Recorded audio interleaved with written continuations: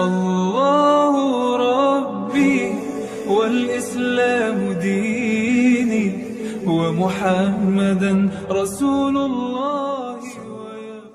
Assalamualaikum warahmatullahi wabarakatuh.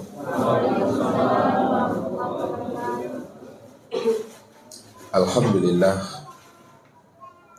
Alhamdulillahilladzi arsala rasulahu bil huda wa dinil haqq liyudhhirahu 'ala ad-dini kullihi arsalahu basyiran wa nadhira wa da'iyan ila Allahi bi idnihi wa sirajan munira.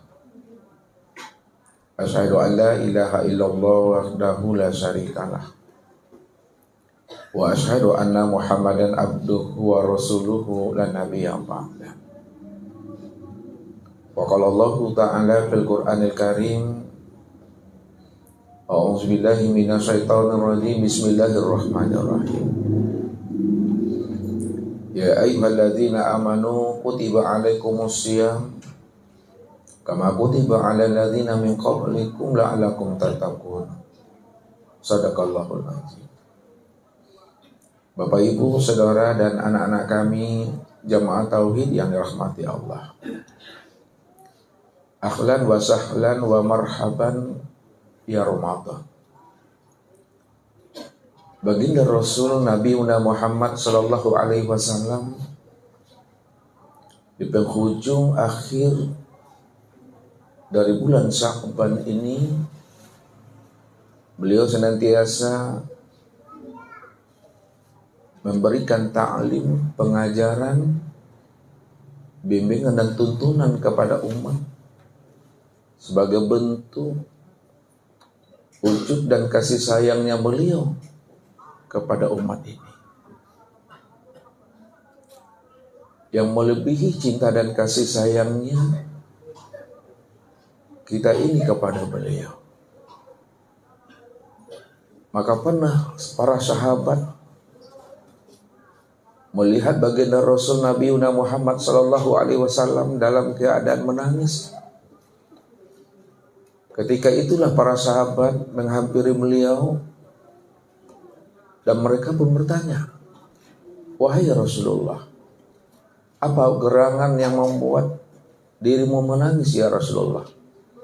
Apakah ada seseorang yang menyakiti perasaan dirimu ya Rasul?"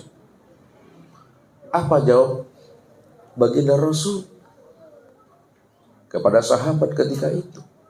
"Wahai sahabatku, tidak ada yang menyakiti perasaan dan hatiku. Akan tetapi aku menangis karena aku rindu, aku cinta dan teringat dengan saudara-saudaraku."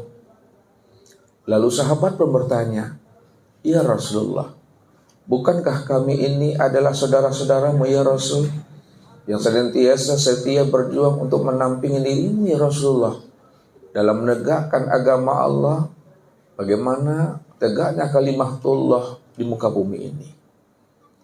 Apa jawaban beliau Bapak Ibu? "Kalian ini bukanlah saudaraku. Kalaulah kami ini bukanlah saudaramu ya Rasulullah, lalu siapakah kami ini ya Rasul?" Apa kata Rasul? "Kalian semua adalah sahabat-sahabatku yang terbaik, yang senantiasa setia mendampingi akan diriku ketika aku berdakwah dan berjuang menegakkan kalimatillah ini. Namun saudaraku itu, wahai sahabat-sahabatku, itu adalah orang-orang yang jauh hidupnya setelah aku wafat, di mana mereka tidak pernah melihat wajahku dan bertatap wajah dengan aku secara langsung. Dia tidak pernah secara langsung mendengarkan kalam-kalam aku dan nasihat aku.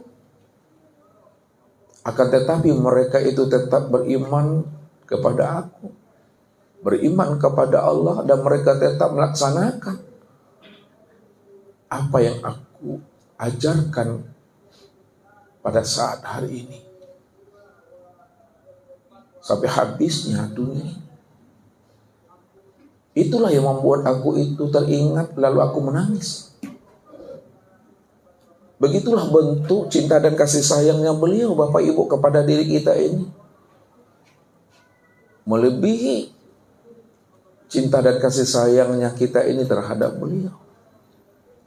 Satu ketika beliau pernah bertanya kepada malaikat Israil, bagaimana sakitnya rasa ketika roh itu melepaskan namanya tubuh jasmani ini, Bapak Ibu.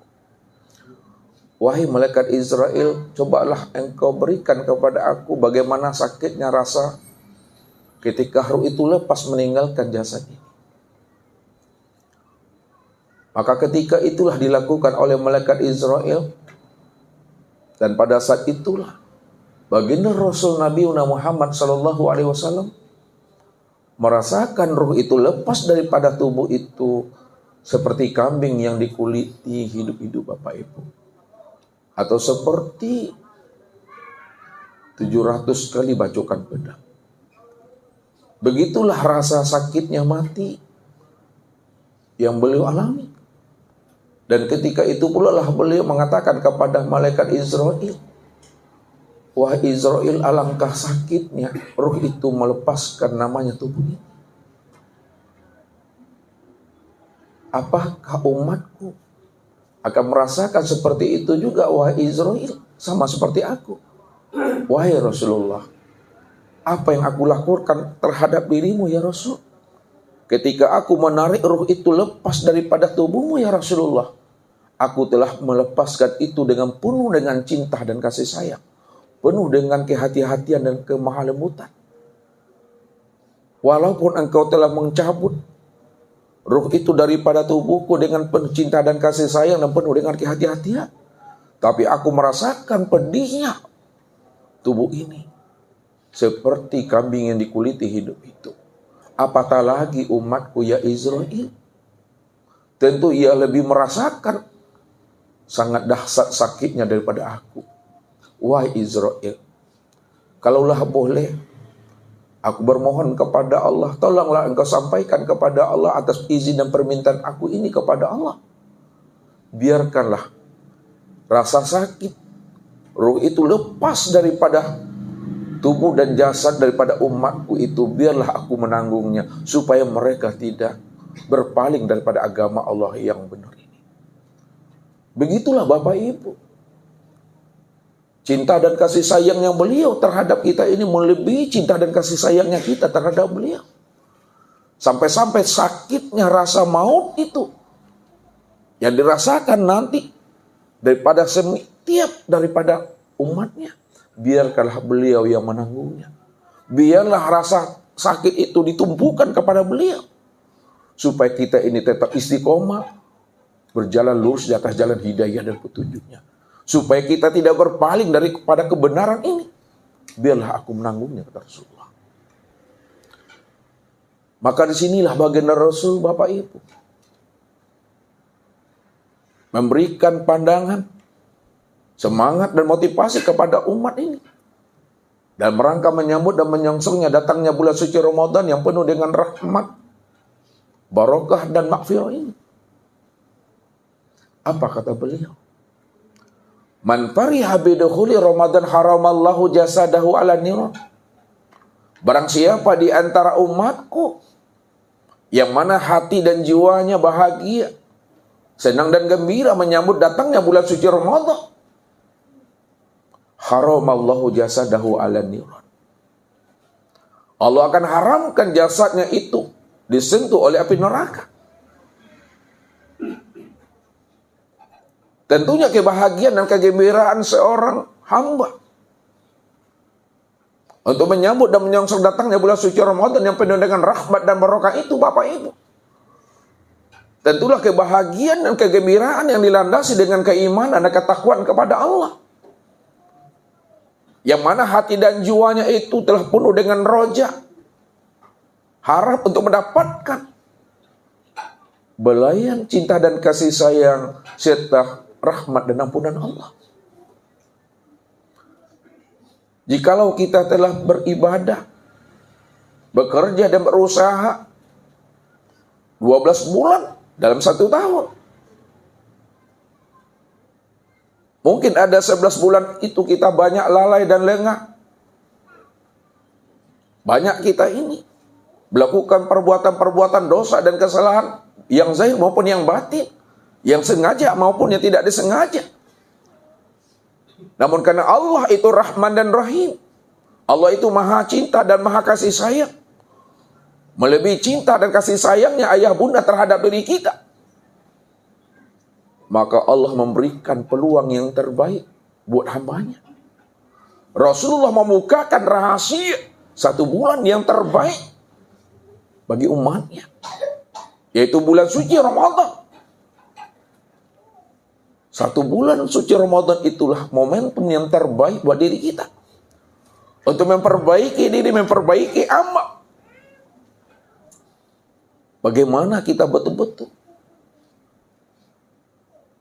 pulang dan kembalinya pada saat usia umur itu telah habis pada diri kita. Kembalinya kita dalam keadaan fitrah, kembalinya kita dalam keadaan suci. Kayaumin waladathu ummuhu, seperti anak yang baru saja terlahir dari rahim ibunya. Itulah sebenarnya yang diharapkan oleh baginda Rasul, dan yang menjadi harapan dan keinginan Allah terhadap diri kita. Begitu cinta dan kasih sayangnya Allah kepada diri kita, melebihi cinta dan kasih sayangnya seorang ayah dan ibu terhadap anaknya. Pernah baginda Rasul, Bapak Ibu, memberikan suatu pertanyaan kepada sahabat. Apakah seorang ayah dan seorang ibu, orang tuanya, akan tega dia akan membakar anaknya? Lalu apa kata sahabat? Tentu ya Rasulullah, seorang ayah dan ibu dan orang tua tidak akan pernah tega akan membakar anaknya. Kalaulah orang tua tidak akan pernah tega membakar anaknya hidup-hidup, maka ketahuilah wahai sahabatku, kata Rasulullah, Allah itu lebih sayang lagi kepada hambanya. Allah lebih cinta kepada hambanya, melebihi cinta dan sayangnya orang tua terhadap anaknya. Maka disitulah Allah mengutarakan, Inilah ghafarun liman taba wa amana wa amila sholihan summa ihtada. Wahai jantung hatiku, kata Allah, sesungguhnya aku ini adalah Rabbmu, aku ini adalah Tuhanmu. Aku adalah zat yang maha pengampun.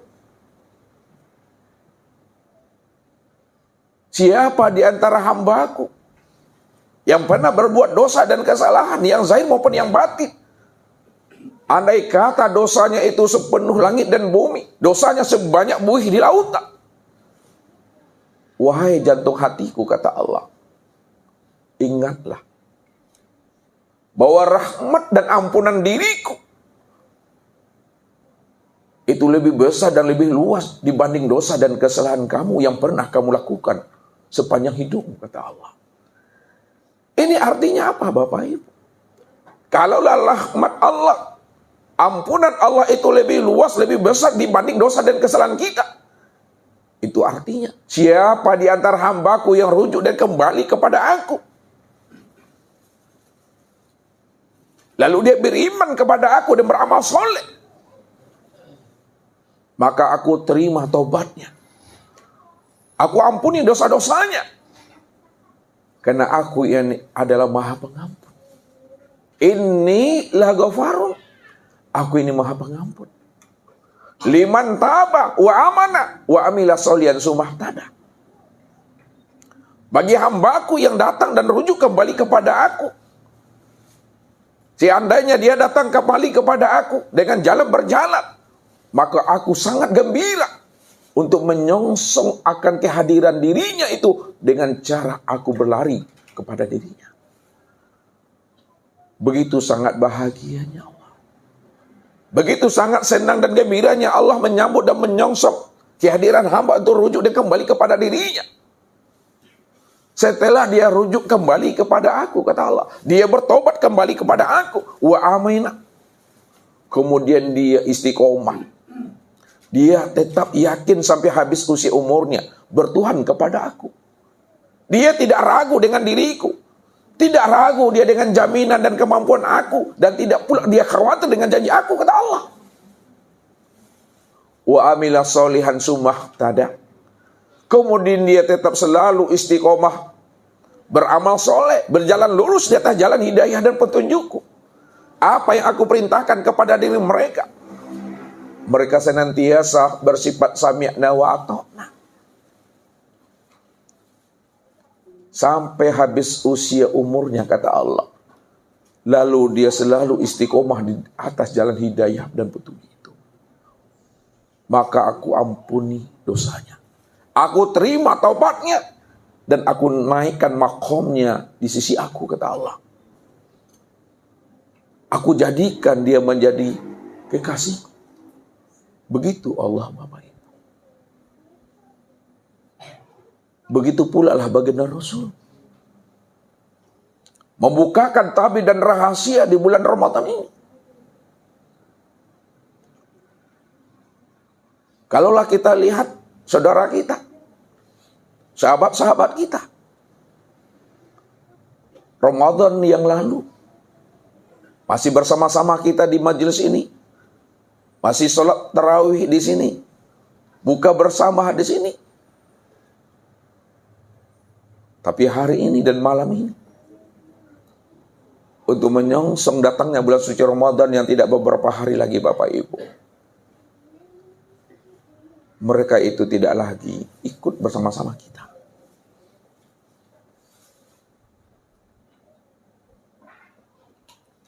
Apakah tidak beruntung kita?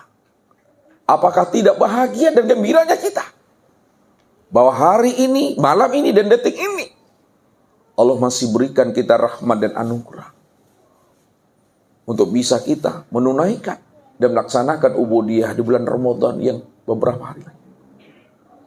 Maka sebagai seorang hamba yang telah kasab, yang telah bersinar hati dan jiwanya dengan cahaya nur ilahi, yang mana batinnya telah tajam untuk mengenal dan menyaksikan Allah, dan ia sadar satu saat dia akan pulang dan kembali kepada Allah.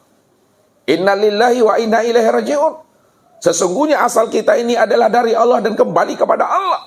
Namun kembalinya kita kepada Allah itu Bapak Ibu, bagaimana awalnya kita itu bersih, fitrah, makrifat. Kembalinya kita juga dalam keadaan bersih, fitrah dan makrifat. Karena yang bisa kembali kepada Allah, diri yang maha suci, mesti dengan diri yang suci. Yang bisa kembali kepada Allah dan yang memiliki surga yang bersih, mesti dengan diri yang bersih pula.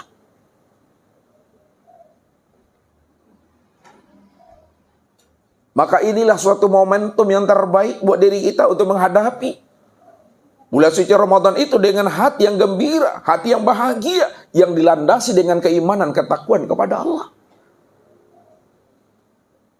Maka malam ini Bapak Ibu, kita akan coba membuka tabir rahasia Ramadan ini. Karena baginda Rasul mengungkapkan akan rahasia itu kepada kita ini. Bagaimana kita betul-betul rojak, hati dan jiwa kita itu bersandar kepada Allah. Lau ta'lamu ummati ma fi Ramadan, la tamannau an takuna sanatu kullaha Ramadan. Andai kata Rasulullah, jikalau seandainya, seumpamanya, seluruh umatku, kata Rasul, tahu dia kenapa kita diwajibkan berpuasa di bulan suci Ramadan, tahu kita akan rahasia di balik bulan suci Ramadan, kata Rasul, la tamannau an takuna sanatu kullaha Ramadan.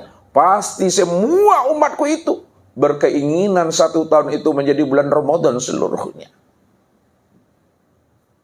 Kalau mereka tahu, kata Rasulullah.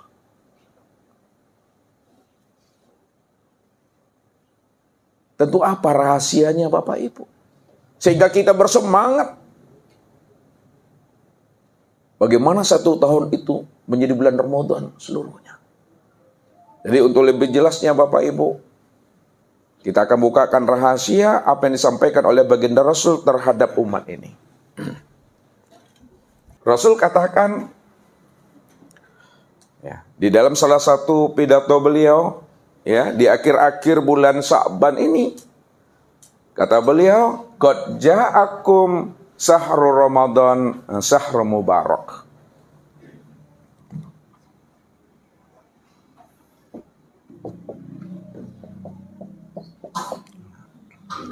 Qad ja'akum syahrul Ramadan, syahrul mubarak.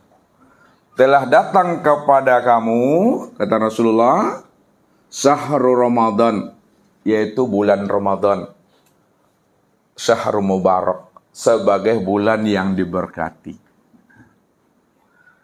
Di mana letaknya bulan Ramadan itu adalah bulan yang mubarak, bulan yang diberkati. Kata Rasul, bulan Ramadan adalah bulan yang diberkati karena di bulan Ramadan itu kataballahu alaikum siyamahu. Kata Rasul, kataballahu alaikum siyamahu.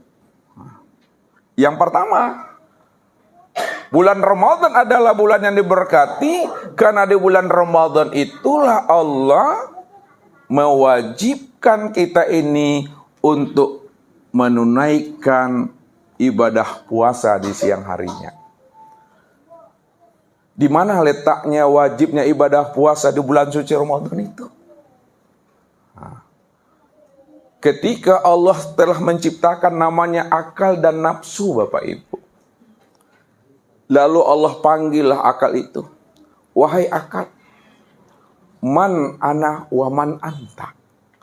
Wahai akal, siapa diriku dan siapa dirimu? Lalu akal itu memberikan jawaban kepada Allah. Penuh dengan keyakinan dan keistiqomahan yang kuat.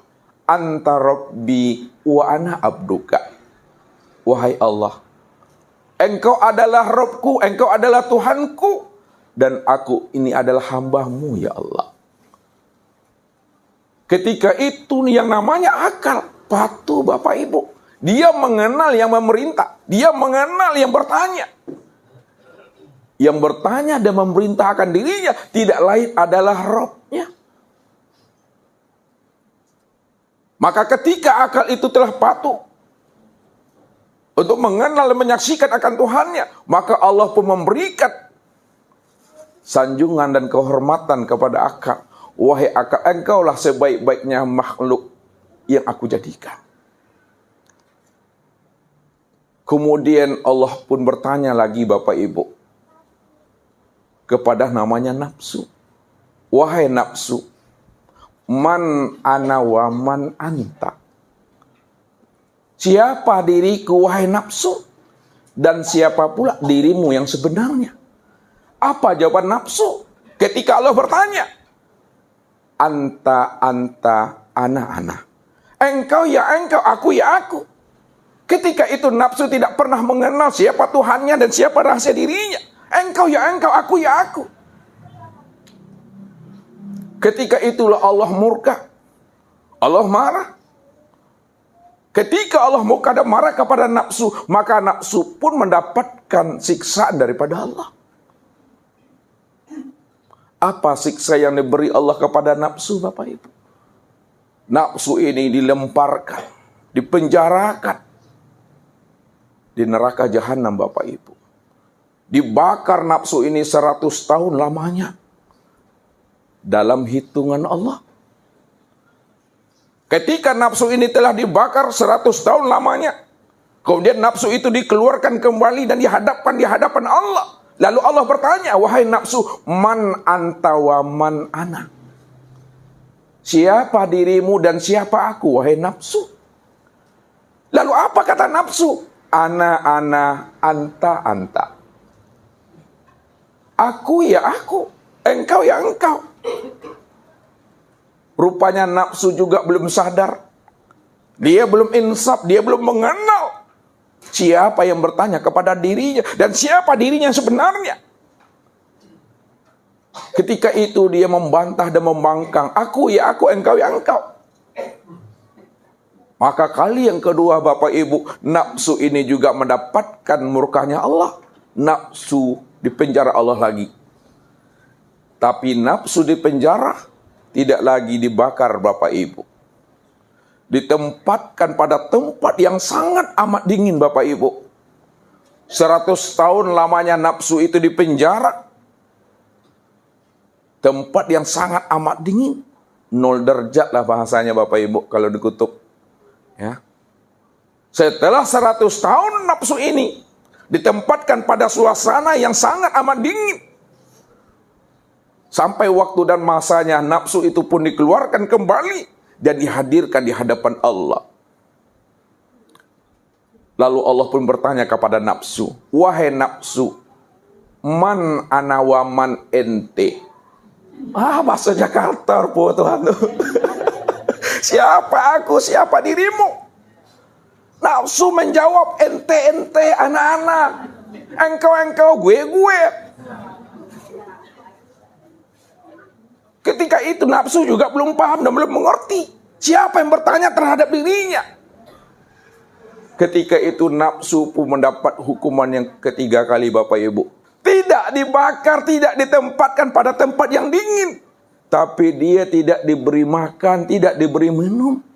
Maknanya keinginan nafsu tidak dilayani Allah. Allah tidak merahmati dirinya. Allah tidak memberikan curahan kasih sayang kepada dirinya. Dilengah-lengah di Tuhannya. Ndak dipandang-pandang Tuhan. Rupanya Tuhan kalau bangi Bapak Ibu, ndak ditengoknya wajah awak tu lah. Malaysia ya. Kalaulah Tuhan bangi ndak dipandangnya wajahnya awak. Itu alamat sangsai sengsaro nama itu mah. Tahu Pak Rudi itu sangsai sengsaro? Pasti ndak tahu tu dah. Hidupnya itu tidak ada barokahnya, tidak ada rahmatnya. Kalau orang Minang bilangnya Pak Rudi, kate nak pucuk ke bawah, nak baurek di tengah-tengah, digirik kumbang. Itu namanya apa namanya? Sangsai sengsaro namanya. Makanya Allah berilah nafsu itu hukuman, tidak diberi makan, tidak diberi minum. Lamanya 100 tahun Bapak Ibu. Setelah 100 tahun nafsu ini tidak diberi makan dan minum, tidak dilayani Allah, tidak dipandang Allah, tidak dirahmati Allah. Habis masanya 100 tahun, nafsu dikeluarkan kembali dari selnya, dihadirkan di hadapan Allah. Lalu nafsu ditanya kembali oleh Tuhan, wahai nafsu, man ana wa man anta. Apa kata nafsu? Anta Rabbi wa ana abduka. Ya Allah, Engkau adalah Rabbku, ya Allah, aku ini adalah hamba-Mu, ya Allah. Ashhadu an la ilaha illallah wa ashhadu anna Muhammad Rasulullah. Ketika itulah nafsu itu baru mengenal siapa dirinya dan siapa Tuhannya. Disitulah dia bersaksi, aku bersaksi tidak ada ilah kecuali Allah, dan aku bersaksi bahwa Muhammad itu adalah utusan Allah. Rupanya nafsu itu Bapak Ibu baru dia bisa jinak, baru bisa dia tunduk, tidak liar dia. Apabila nafsu itu tidak diberi makan, tidak diberi minum, tidak dilayani, jangan didangakan kata nafsu itu, jangan dipeturikan kata nafsu itu. Disitulah nafsu itu akan menjadi jinaknya. Itu yang nafsu yang telah mendapatkan ilaman rohimah Rabbi Bapak Ibu. Bapak Ibu tidak akan pernah bisa menundukkan nafsu. Ustadz juga tidak akan pernah bisa menundukkan nafsu. Yang bisa menundukkan nafsu pada diri kita masing-masing adalah Tuhannya. Illa man rohimah Rabbi. Yang bisa menundukkan nafsu adalah Allah. Apabila Allah memberi rahmat kepada dirinya, ketika itulah nafsu itu baru dia tunduk dan patuh kepada kebenaran itu. Itulah sebabnya kenapa kita itu diperintahkan Allah dan diwajibkan Allah untuk berpuasa, untuk menjinakkan nafsu yang liar. Karena nafsu yang liar itu diumpamakan Allah sama seperti seekor anjing Bapak Ibu. Itu Allah bilang. Walau syi'na la rafa'nahu biha walakinnahu akhladal ardi wattabahawahu. Pamasalu kamasalil kalbi in tahmil alayhi yalhas aw tatruku yalhas. Jikalau kami mau, kata Allah, jikalau aku ingin mengangkat derajat hambaku, aku ingin meninggikan makomnya, bisa, kata Allah. Mau aku, kata Allah. Tapi sayang, kata Allah, aku mau berkehendak kepada dirinya. Aku ingin meninggikan makom dan derajatnya untuk menjadi hamba dan kekasih aku. Tapi dia bilang kepada aku, nehi, ya Allah. Dia lebih condong memperturutkan hawa nafsunya yang rendah dan cinta dunia yang berlebihan. Ketika nafsu itu liar, Bapak Ibu, tidak mau dia patuh kepada Allah, tidak mau jinak dia kepada Tuhannya, dia lebih condong mengikuti keinginan yang rendah dan hawa nafsu yang berkelebihan. Fama saluhu kama salil kalbi, perumpamaan dirinya itu sama seperti seekor anjing, kata Allah. Intahmil alaihi yalhas au tatruku yalhas. Apabila seekor anjing itu dibiarkan saja dia tetap akan menjulurkan lidahnya dan ekornya selalu bergoyang-goyang. Dan apabila dia diusir, dialau, dilempar dia tetap akan menjulurkan lidahnya dan ekornya bergoyang-goyang. Zalika masalul qaumil ladzina kazzabu bi ayatina faqsusil qasasa la'allahum yatafakkarun. Demikianlah perumpamaan, demikianlah contoh yang aku berikan kepada manusia yang mana hati dan jiwanya tidak patuh kepada aku, kata Allah. Yang mana jiwanya tidak tunduk kepada maunya aku, kata Allah. Maka kisahkanlah cerita ini, kata Allah, supaya manusia itu mau dia berpikir, mau dia menilik, mengoreksi, menyilau dan menyentar ke dalam dirinya. Dari mana asalnya, ke mana pulangnya, untuk apa dia diciptakan dan dijadikan Allah untuk hidup di dalam dunia ini. Supaya mereka berpikir, kata Allah, afala taqilun, afala tatafakkarun.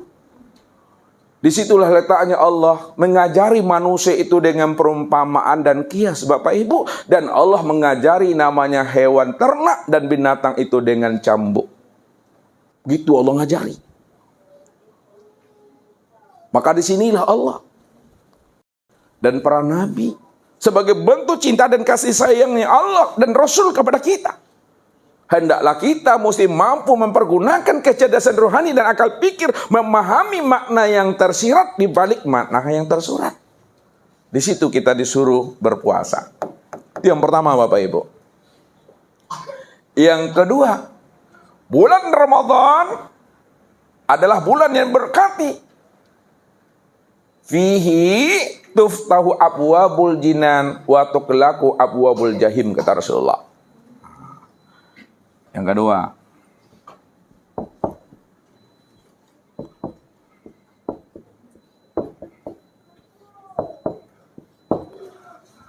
di dalamnya bulan Ramadan itu sebagai bulan yang diberkati, dibukakan Allah namanya pintu-pintu jinan, pintu-pintu surga, wa tuqlaqu abwabul jahim, dan ditutupkan namanya pintu-pintu neraka.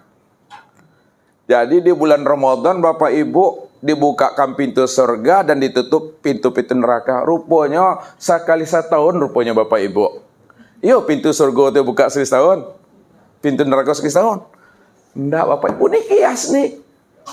Dibukakan pintu-pintu jinan, pintu-pintu surga. Maksudnya dibukakan pintu-pintu kebaikan, pintu-pintu rahmat, pintu-pintu ma'firah, pintu-pintu iskum minan nar. Makanya di bulan Ramadan itu, kata Rasul, dibukakan namanya pintu-pintu surga. Kata Rasulullah itu, awaluhu rahmatun. 10 malam pertama bulan Ramadan itu disebut namanya malam rahmat. Allah turunkan namanya rahmat, belayan cinta dan kasih sayangnya kepada hambanya. Siapa yang dipandang Allah, hamba itu penuh dengan cinta dan kasih sayang, Allah gugurkan dosanya, Allah ampunkan dosanya. Walaupun itu 70 tahun lamanya, gugur dosanya. Kalau Allah memandang kita itu dengan belayan cinta dan kasih sayangnya. Allahu Rabbi